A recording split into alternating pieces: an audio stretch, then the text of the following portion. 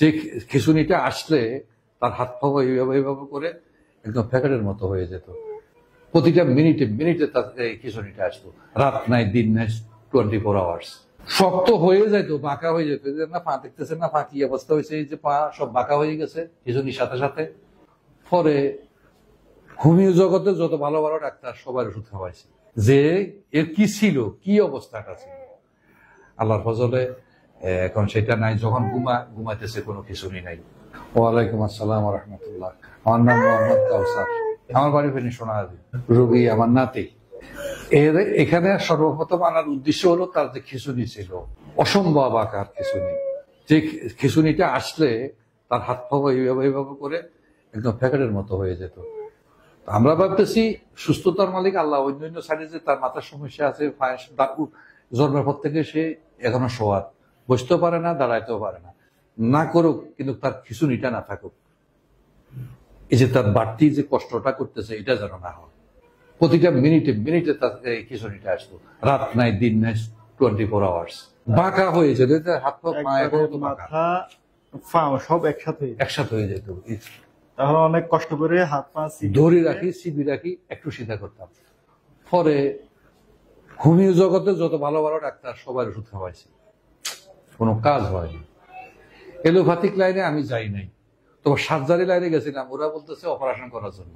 কি মাথায় ইনফেকশন হয়েছে, পানি উঠছে, মাথায় ইনফেকশন হয়েছে, ইনফেকশন হলে পানিটা দূর করতে হবে। তো করতে হলে অপারেশন করতে হবে। অপারেশন করতে হলে নিশ্চয়তা 2% নিশ্চয়তা দেয় না। এখন আমি ভাবলাম, আমি তো এমনও একটারে বলদ না যে আমাকে জানবে সামনে বললে হয়ে যাবো। আমি 2 লাখ 3 লাখ টাকাও দেবো, আমার রোগীও যাবে, 2 পয়সা তো কিছু হলো না। 2% নিশ্চয়তা, এটা নিশ্চয়তাও না। তো এইভাবে আমি অপারেশন করে নিয়ে আসি।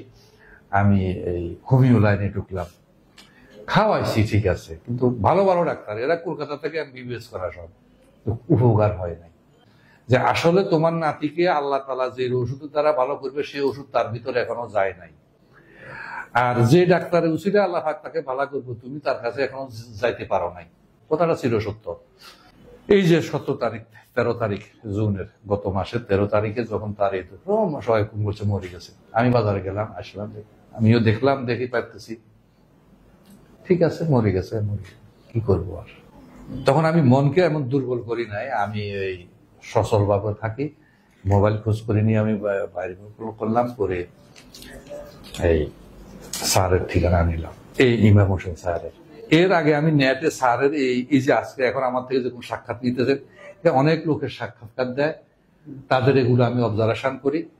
চট্টগ্রামের, ঢাকার, খুলনার, বরিশালের লোকজন তারা এখানে আসি, এগুলা দেয়, এগুলো আমি অবজারভেশন করি। কেউ কেউ বলে এ কথা বলতে পারতো না, দাঁড়াতে পারতো না, হাঁটতে পারতো না, চলতে পারতো না।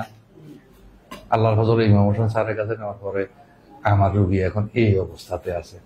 তখন আমার মনের একটা বিও, আমি একটিবারের জন্য হলো স্যারকে দেখাবো। তো এই 13 তারিখে তার এই দুর্ঘটনার অবস্থাটা দেখে আমি চূড়ান্তভাবে সিদ্ধান্ত ছেড়ে নেব। অনুসন্ধান থেকে নাম্বার বার করে সিরিয়াল দিয়ে 17 তারিখে এখানে আসলাম। স্যার দেখলো, তো আল্লাহর মেহেরবানি, স্যার এই ওষুধ দিছে 21 দিনের, বলছে 21 দিন পরে দেখা করাবেন।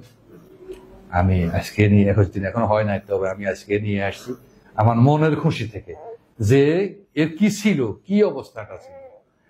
আল্লাহর ফজলে এখন সেটা নাই। যখন ঘুমাইতেছে কোনো খিঁচুনি নাই, আর যখন জাগন থাকে খিঁচুনি আসে, হয়তো 1-1.5 মিনিট 2 মিনিট থাকে, এরপর আওয়াজ যায়।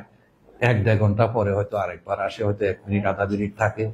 তাহলে কোথায় সারাক্ষণ আর কোথায় এখন 1 মিনিট ব্যবধান আছে না? তাহলে অবশ্যই স্যারের ওষুধ আমার উপকার হচ্ছে ইনশাল্লাহ। শক্ত হয়ে যেত, বাঁকা হয়ে যেত। না পা দেখতেছেন না, পা কি অবস্থা হয়েছে, এই যে পা সব বাঁকা হয়ে গেছে খিঁচুনির সাথে সাথে, সব বাঁকা হয়ে গেছে। এই যে গাল বাঁকা হয়ে গেছে, দেখেন না। আল্লাহ পাক যদি রহমত করে, উনার রাসূল আলহামদুলিল্লাহ অনেক কমছে ইনশাল্লাহ, অন্তত 65 থেকে 70% কমছে। আমি স্যারকে ছাড়বো না, ওনার মাধ্যম থেকে চিকিৎসা নেব। চলে গেলে আল্লাহ যদি রাখে থাকবে, চলে গেলে চলে যাবে, কিন্তু আমি চিকিৎসা এখানে করাবো। আমি আর কোনো ডাক্তারকে বিশ্বাস করি না। আমি বহু ডাক্তার দেখাইছি, অনেক ডাক্তার দেখাইছি।